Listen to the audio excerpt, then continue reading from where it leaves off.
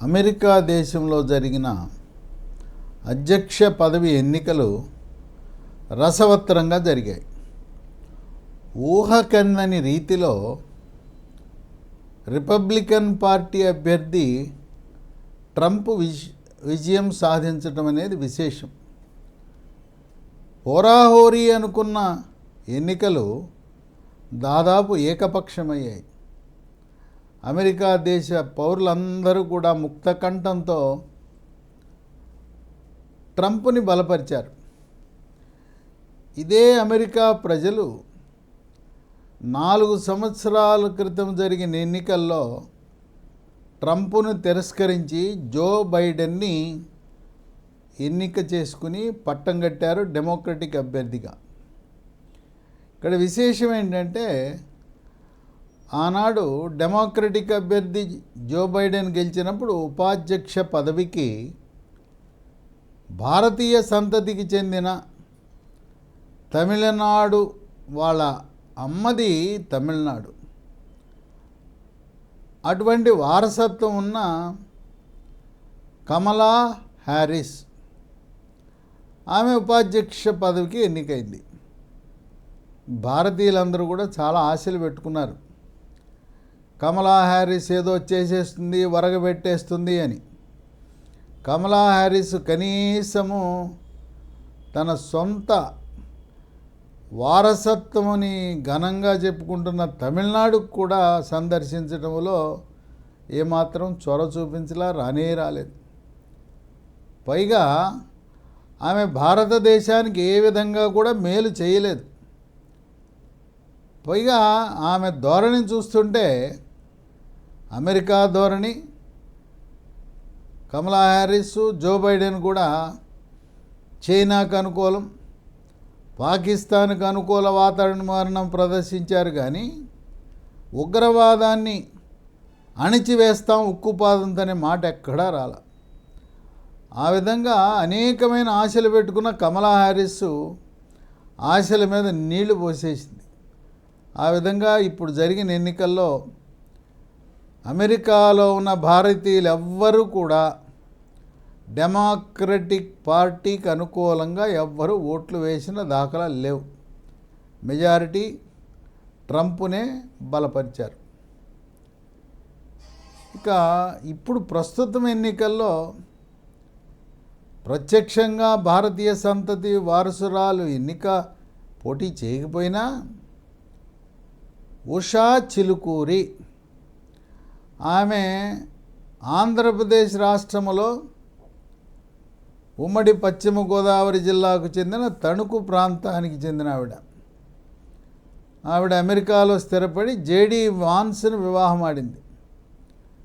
అంటే తెలుగు మహిళ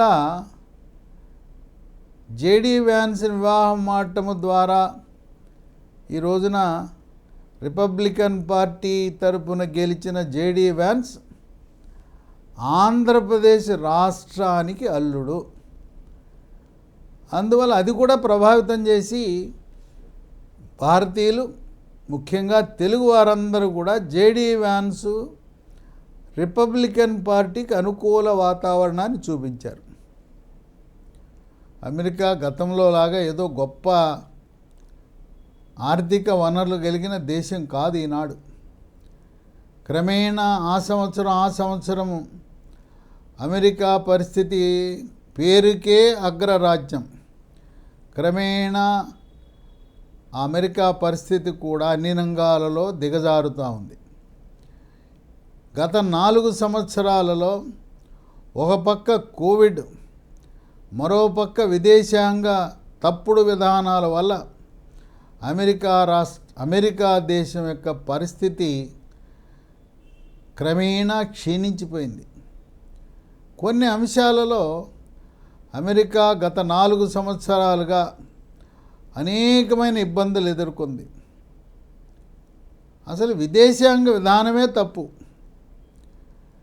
వాళ్ళే అష్టకష్టాలు పడి అమెరికన్ పౌరులకే అనేకమైన సమస్యలుంటే వీళ్ళు వెళ్ళిపోయి యుద్ధాలను సృష్టించటం, యుద్ధాలను ప్రోత్సహించటం, యుద్ధాలకు కావలసిన ఆర్థిక సహాయము, ఆయుధాలు సహాయం చేయటం. అసలు అమెరికాకి ఎందుకు?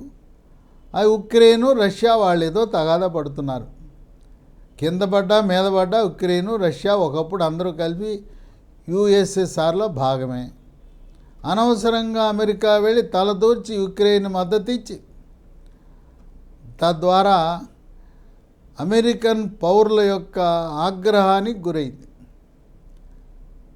లక్షల కోట్ల డాలర్లు అనవసరంగా బుగ్గిపాలైపోయింది ఆ ఉక్రెయిన్ యుద్ధానికి సహాయం చేయటం ద్వారా. ఇంకొక విషయం, ఇజ్రాయెల్ విషయంలో అమెరికాకి ఎందుకు? ఇజ్రాయెల్, పాలస్తీనా వాళ్ళేదో కొట్టుకుంటుంటే ఇజ్రాయెల్కి మద్దతు ఇవ్వటం, ఇజ్రాయెల్కి మద్దతు ఇచ్చి వాళ్ళకి ఆర్థిక సహాయం, యుద్ధ సామాగ్రి ఇవ్వటం. ఆ విధంగా ఇంట్లోనే అమెరికాలో తినడానికి తిండి లేని పరిస్థితి ఉంటే యుద్ధాలను సృష్టించడం, ప్రోత్సహించడం, ఆర్థిక సహాయం. ఈ యుద్ధాల విషయంలో అమెరికన్ పౌరులందరూ కూడా జో బైడెన్ని, కమలా హ్యారిస్ని తిట్టిన తిట్టకుండా తిడుతున్నారు. ఎందుకు? మన సంగతి ఏదో మనం చూసుకుందాం కానీ యుద్ధాల్లో మనం ఎందుకు తలదోచటం అని. ఒక విషయంలో ట్రంప్ చాలా స్పష్టంగా చెప్పాడు, నేను ఈనాడు ప్రపంచంలో యుద్ధము లేని ప్రపంచాన్ని నేను చూడబోతున్నాను. యుద్ధాలను రానివ్వము, యుద్ధాలు వచ్చినా ప్రోత్సహించము, యుద్ధాలను రాకుండా నివారించి మానవాళిని కాపాడుతాను, ఉక్రెయిన్కి సహాయం చేయను, మరి ఇజ్రాయెల్కు మాకు సంబంధం లేదన్నాడు. జో బైడెన్ ఇజ్రాయెల్కి సహాయం చేయటము ద్వారా అమెరికాలో ఉండే ముస్లింలు అందరూ వ్యతిరేకించేశారు. ముస్లింలు అధికంగా పెన్సిల్వేనియా రాష్ట్రంలో ఉన్నారు, మిచిగన్ రాష్ట్రంలో ఉన్నారు. అమెరికాలో ఉన్న ఒక్క ముస్లిం ఓటరు కూడా జో బైడెన్కి కానీ డెమోక్రటిక్ పార్టీకి కానీ ఓట్లు వేసిన దాఖలాలు లేవు. అమెరికా అనవసర జోక్యం చేసుకుని అక్కడ ఇజ్రాయెల్కి మద్దతు ఇవ్వటమే వాళ్ళ ఆగ్రహానికి కారణం.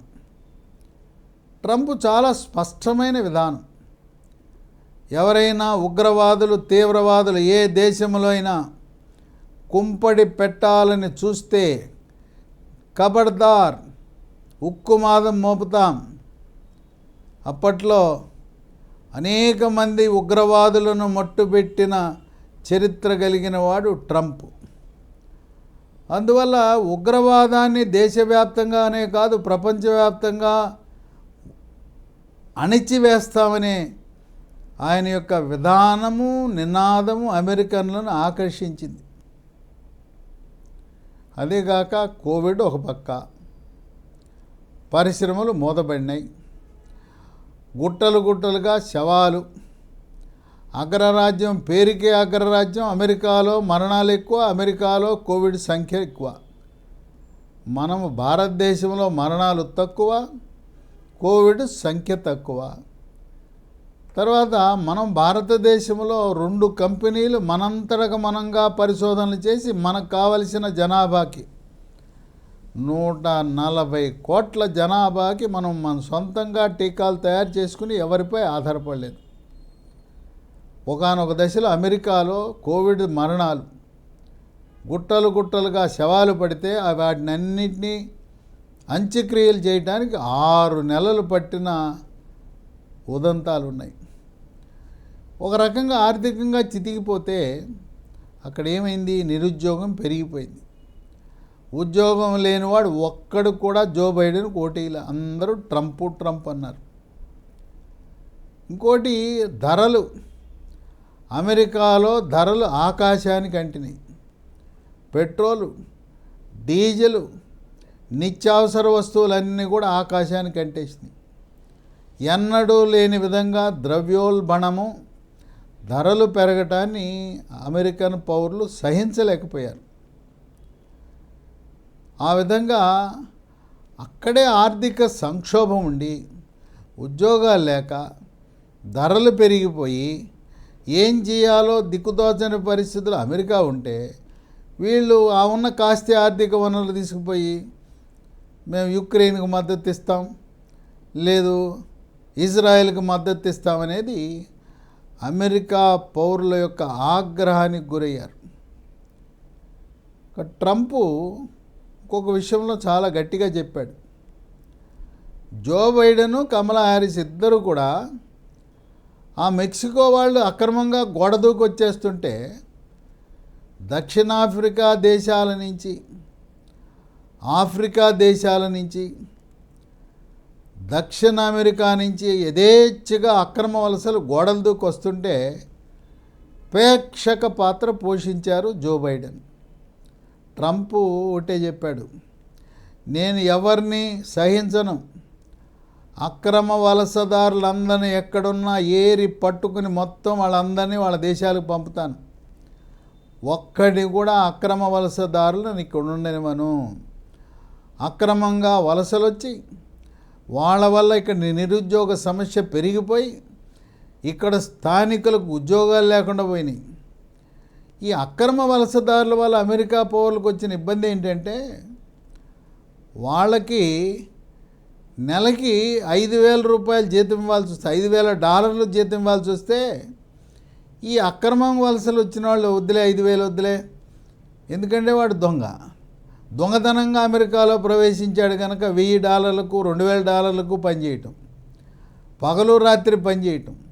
సాధారణంగా అమెరికా పౌరులు ఎవరు కూడా శనివారం ఆదివారం పనిచేయరు. 2 రోజులు చక్కగా హాయిగా ఆనందంగా వారాంతం వీకెండ్ గడుపుతారు. ఈ అక్రమ వలసదారులు పగలనక, రాత్రి అనక, ఎండనక, వాననక, శనివారం లేదు, ఆదివారం లేదు, పండగ లేదు, క్రిస్మస్ లేదు, అదే పనిగా పనిచేయటం వల్ల ఈ కొంతమంది పారిశ్రామికవేత్తలు, వాణిజ్య వ్యాపారాలు చేసేవాళ్ళు కూడా ఈ అక్రమ వలసదారులతో దొంగచాటుగా పనిచేయించుకుని ఆ విధంగా వాళ్ళు వ్యాపారాలు లాభాల బాటలో పట్టించాలని ప్రయత్నం చేశారు. ఈ అక్రమ వలసదారులు వేలు కాదు లక్షల సంఖ్యలో ఉన్నా కూడా వాళ్ళని అమెరికా నుంచి బయటికి దాటిస్తానన్నాడు. సామాన్యంగా అమెరికాలో పారిశ్రామిక వర్గాలు, ముఖ్యంగా లేబర్ యూనియన్లు, కార్మిక సంఘాలు ఎప్పుడు కూడా డెమోక్రటిక్ పార్టీకి అనుకూలంగా ఉంటాయి. ఇప్పుడు ఆ కార్మిక సంఘాలు కూడా రివర్స్ అయిపోయినాయి. జో బైడెన్ మాకు వద్దన్నారు. ఎందుకంటే అక్కడ పరిశ్రమలన్నీ కూడా కాయలా పడిపోయినాయి, ఉత్పత్తి పడిపోయింది, ఉద్యోగావకాశాలు పడిపోయినాయి. తర్వాత దిగుమతులు యథేచ్ఛగా ఇతర దేశాల నుంచి అమెరికాకి దిగుమతులు చేస్తుంటే ఇంకా ఆ దేశంలో పరిశ్రమలు ఏమి వృద్ధిలోకి వస్తాయి. కనుక కార్మిక సంఘాలు ట్రంప్ చెప్పిన ఒక విషయాన్ని చూసి బాగా ఆనందపడ్డారు. ఏంటంటే, నేను ఇతర దేశాల నుంచి వచ్చే దిగుమతులపై భారీ సుంకాలు విధిస్తాను, అమెరికన్ కంపెనీలనే ప్రోత్సహిస్తాను, ఇతర దేశాల నుంచి వస్తువులు దిగుమతులుగా జరిగిన వాటి రేట్లు ఆకాశంలో ఉంటాయని చెప్పి చక్కటి ప్రకటన చేశాడు. చైనాలో తయారు చేసిన ఏ వస్తువు అమెరికాకు వచ్చినా 70% దిగుమతి సుంకాలు ఉంటాయి. చైనా కాకుండా ఇతర దేశాలు, ప్రపంచ దేశాలు ఎవరైనా అమెరికాకి ఎగుమతులు చేయాలంటే 20% దిగుమతి సుంకం ఉంటుందని చెప్పి కరాఖండిగా ఆయన విధానాన్ని ఈ కార్మిక సంఘాలకు బాగా నచ్చే విధంగా చెప్పటం. కార్మిక సంఘాలు, వ్యాపార వర్గాలు, పారిశ్రామిక వర్గాలు ఈసారి అందరూ కూడా ట్రంప్నే మద్దతు ఇచ్చారు. చాలామంది ఆందోళన చెందుతున్నారు. ఈ అక్రమ వలసదారులను మేము తోలేస్తామని అంటున్నారు. ఏమైనా భారతీయులకి ఏమైనా భంగం కలుగుతుందా అని. భారతీయులకు ఎటువంటి భంగము కలగబోదు. ఎందుకంటే ట్రంపు, మన ప్రధానమంత్రి మోదీ అన్నదమ్ముల్లా సఖ్యతతో మెలుగుతారు, భాయి అని మెలుగుతారు. ప్రధానమంత్రి మోదీని అమెరికాకు ఆహ్వానించి అక్కడ పెట్టిన బహిరంగ సభకు 1,00,000 మంది పైగా కూడా ప్రవాస భారతీయులు లేదా అమెరికాలో స్థిరపడిన భారతీయులు ఘనంగా స్వాగతించారు. ట్రంప్కి మోదీకి ఉన్న బంధం, అనుబంధం, ఆ కెమిస్ట్రీ, అవినాభావము అన్నీ కూడా భారతదేశానికి అనుకూల వాతావరణమే. ఏదైనా సమస్య ఉంటే ఫోన్లో ట్రంప్తో మాట్లాడితే సమస్య పరిష్కారం అయిపోతుంది. ఆ విధంగా ట్రంప్కి ప్రధానమంత్రి మోదీకి ఉన్న ఆ పరిచయము, ఆ బంధము, అనుబంధము, పవిత్ర బంధం, ఇచ్చిపుచ్చుకునే ధోరణి భారతదేశానికి కలిసి వచ్చే అంశము. ఎవరు కూడా భారతీయులు ఆందోళన చెందవలసిన అవసరము లేదు. ఎందుకంటే భారతీయులు ఎవరు కూడా వాళ్ళలాగా గోడలు దూకి అక్రమంగా ఇది దక్షిణ అమెరికా, ఆఫ్రికా వాళ్ళలాగా మన వాళ్ళు ఎవరూ వెళ్ళలేదు. అమెరికాలో ఉండే ఎవరు వెళ్ళినా చట్టబద్ధంగా, న్యాయబద్ధంగా అన్ని కాగితాలన్నీ సక్రమంగా వెళ్ళారు. అసలు అక్రమ వలసలు భారతీయులకు వర్తించదు. మనం తప్పు చెయ్యము, చేసే ధోరణి లేదు. కనుక మనం ఆయన అక్రమ వలసదారులను తోలేస్తానంటే మనం బాధపడవలసిన అవసరం ఏమాత్రము లేదు. ఆనాడు జో బైడెన్, కమలా హ్యారిస్ ఇద్దరు కూడా చైనాకు, పాకిస్తాన్కి అనుకూల ధోరణి ప్రదర్శించారు. ట్రంప్ ఆఫ్ఘనిస్తాన్, పాకిస్తాన్, అలాగే చైనా వాళ్ళని ఎక్కడ పెట్టాలో అక్కడ పెడతారు.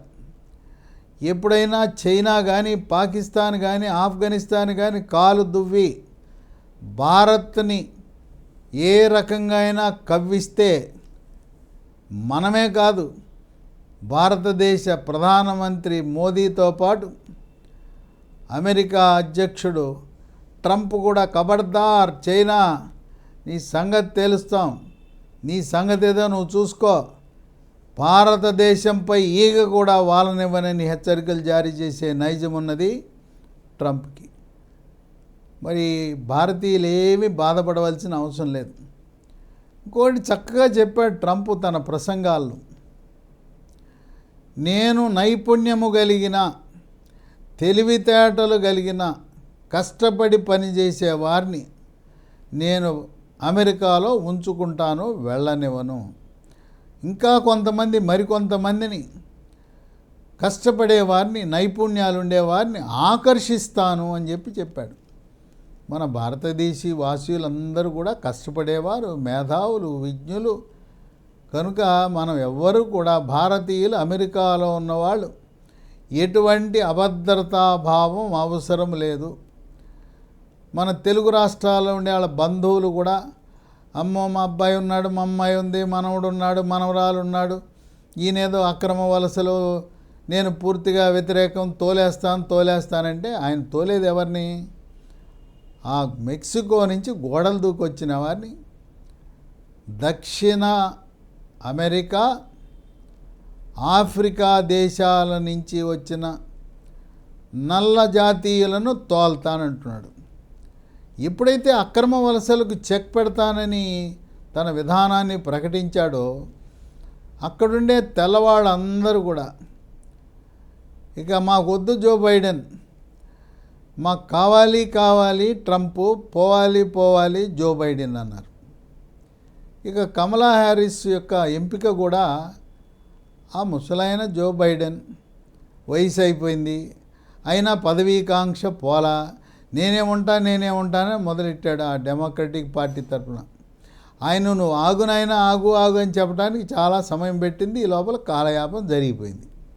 కమలా హ్యారిస్ని అధ్యక్ష పదవికి ప్రకటించే సమయానికి ట్రంపు ఆ దేశంలో సగం కలిజుట్టి ప్రచారం సగం పూర్తి చేశాడు.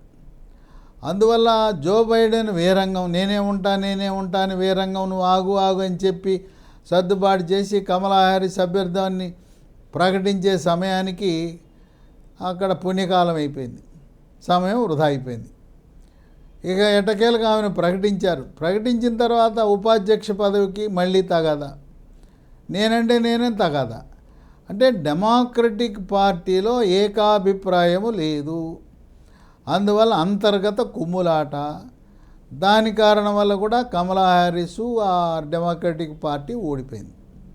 ఇంకోటి అక్కడ చర్చా వేదికలు పెడితే కమలా హ్యారిస్ని అడిగారు, ఆమె నువ్వు ఉన్నావు కదా ఉపాధ్యక్షురాలు, నువ్వేం చేశావు, పోనీ జో బైడెన్ స్థానంలో నువ్వు ఉంటే ఏం చేస్తావంటే ఆమె తెల్లముఖం వేసింది.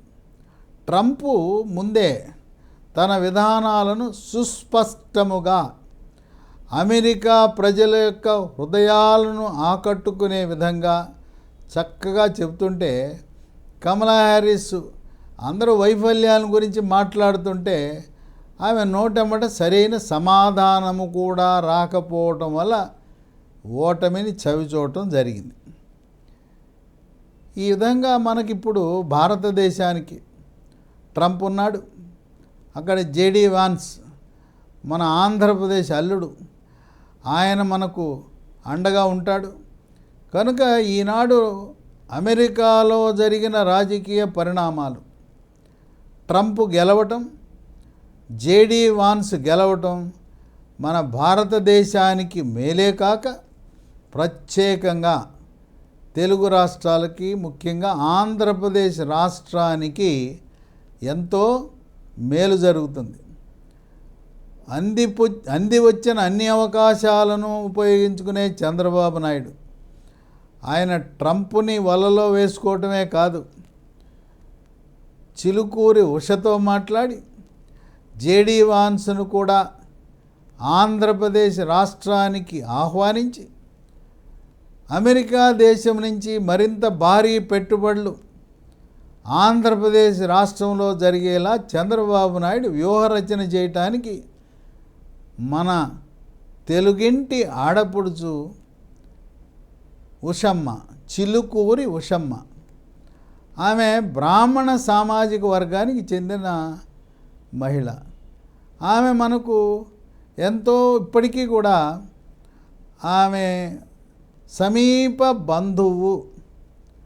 విశాఖపట్నంలో ప్రొఫెసర్ శాంతమ్మ అని ఉన్నారు, ఆమెకి మనమరాలు వరుస అవుతుంది ఈ జేడీ వాన్స్ భార్య ఉష.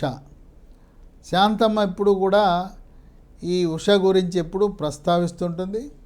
కనుక శాంతమ్మ ఆ ప్రొఫెసరు 90 ఏళ్ళు పైబడి ఉన్నా ఆమె కూడా ఉషను ఆహ్వానిస్తే తప్పకుండా వచ్చి మన ఆంధ్రప్రదేశ్ రాష్ట్రానికి కూడా తప్పకుండా మేలు జరుగుతుంది. కొన్ని ఏంటంటే ట్రంప్ ప్రచారం చేస్తున్నప్పుడు ఆయనపై 2 సార్లు హత్యా యత్నాలు జరిగినాయి. ఎప్పుడైనా కూడా ఒకరిని అంతమొందించాలనే వ్యూహం పన్నితే ఎవరు చేసినా ఆయన 2 సార్లు చంపాలని చూశారు ట్రంప్ని. దాంతో సానుభూతి పవనాలు విపరీతంగా వీచినాయి అమెరికా దేశంలో. అమెరికా దేశంలో ప్రతి 4 సంవత్సరాలకు ఒకసారి ఎన్నికలు జరుగుతాయి. ఇంతవరకు చరిత్రలో ఒకసారి ఓడిపోయి పడి లేచిన దాఖలాలు ఇది 2వసారి. ఇప్పుడు 1900 సంవత్సరంలో ఒక ఆయన ఓడిపోయి మళ్ళీ గెలిచాడు. ఓడిపోయిన అభ్యర్థి 4 ఏళ్ళు ఇంట్లో కూర్చుని మళ్ళీ అధికారంలోకి రావటం అనేది అమెరికా దేశ చరిత్రలో ఇది 2వసారి జరగటం అనేది విశేషం. ఇక్కడ కమలా హ్యారిస్ వయసు ఎంత? 60 ఏళ్ళు. మరి పెద్ద ఆయన ట్రంప్ వయసు 78 ఏళ్ళు. 78 ఏళ్ళు అయినా కూడా ఆయన ఎక్కడ తొనక్కుండా బెనక్కుండా ఆయన నవయువకుళ్ళ పరిగెడుతూ కమలా హ్యారిస్ని అధిగమించి ఆ విధంగా ఈ విజయాన్ని కైవసం చేసుకోవటం ఇది ఘన విజయం, మామూలు విజయం కాదు. ఇది ఎలాంటి విజయం అంటే ఆంధ్రప్రదేశ్ రాష్ట్రంలో ఎన్డీఏ కూటమి జనసేన, తెలుగుదేశం, బీజేపీ పార్టీలు ఏ విధంగా 164 సీట్లు కైవసం చేసుకున్నారో అలాంటి ఘన విజయాన్ని ట్రంప్ 2 సభల్లో కూడా భారీ మెజారిటీ ఉండటం కనుక మనకు చాలా కలిసి వచ్చే అంశం. ఇక మీదట ట్రంప్ 4 ఏళ్ళు ఉన్నంతకాలం చైనా తోక ముడుచుకుంటుంది, పాకిస్తాన్ వాడు కాలు దువ్వడు. ప్రపంచ దేశాలన్నీ కూడా యుద్ధాలు లేకుండా ప్రశాంతంగా గడిపే అవకాశం ఉంది. ఉగ్రవాదులను, తీవ్రవాదులను, తుపాకీ పట్టే వాళ్ళకి గుణపాఠం చెప్పటంలో ట్రంప్కు మించిన వ్యక్తి మరొకరు లేదు అంటే అది అక్షర సత్యం. అలాంటి వ్యక్తి మరొకరు ఈ భూమిపై జన్మించరు, జన్మించబోరు. ఎందుకంటే తీవ్రవాదాన్ని ప్రోత్సహించేది ఎవరంటే ఈ ముస్లిం దేశాలకు సంబంధించిన వారే. ఆఫ్ఘనిస్తాన్, పాకిస్తాన్, ఇరాన్, ఇరాక్, ఈ దేశాలలో ఈ ముస్లిం ఉగ్రవాదులు ప్రపంచ దేశాలను కలుషితము చేసి ఈ తీవ్రవాదంతో అలజడి సృష్టిస్తూ మానవాళికే ముప్పు తెస్తున్న వారికి చెక్ పెట్టాలంటే సరైన మగాడు ఒకే ఒక్కడు ట్రంప్ అని ప్రపంచ దేశాలలో ఉండే పౌరులందరూ కూడా బలంగా, దృఢంగా విశ్వసిస్తున్నారు.